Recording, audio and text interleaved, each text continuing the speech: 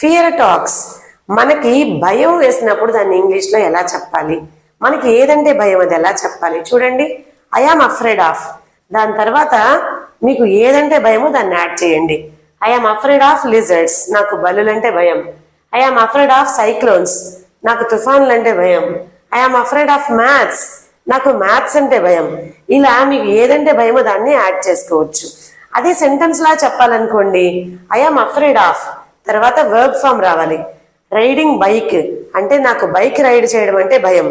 I am afraid of playing online games, నాకు online games ఆడడం అంటే భయం.